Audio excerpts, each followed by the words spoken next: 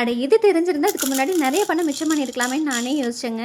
கடையில் வாங்குற அரிசி மாவை விட வீட்லேயே மாவு ப்ரிப்பேர் பண்ணி செய்கிறப்போ அதிக அளவில் முறுக்கும் கிடச்சிது, டேஸ்ட்டும் சூப்பராக இருந்துச்சுங்க. இது செய்கிறதுக்கு 1 கிலோ அளவுக்கு மாவு பச்சரிசி எடுத்துக்கோங்க. இது வந்து 5 கப் அளவு இருந்தது. 2 தடவை வாஷ் பண்ணிவிட்டு தண்ணியெல்லாம் ட்ரை பண்ணிவிட்டு இது மாதிரி கிளாத்தில் சேர்த்துட்டு சன்லைட்டுக்கு கீழேயோ ஃபேனுக்கு கீழேயோ காய வச்சு எடுத்துக்கோங்க.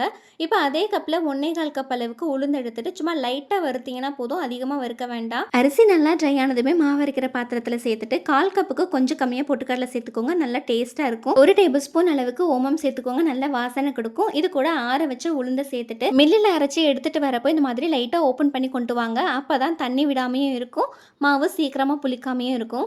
இதில் 1 கப் அளவுக்கு மாவு எடுத்து சலிச்சிட்டு அதில் சீரகம், தேவையான அளவு உப்பு, கொஞ்சம் போல் பட்டர் இல்லைனா நெய் சேர்த்துட்டு சுடுதண்ணி சேர்த்து நல்லா பிசைஞ்சுக்கோங்க. புளியறதுக்கு ரொம்ப ஈஸியாகவும் இருக்கும், செம்ம கிறிஸ்பியாகவும் இருக்கும். அதுக்கு நான் கேரண்டி.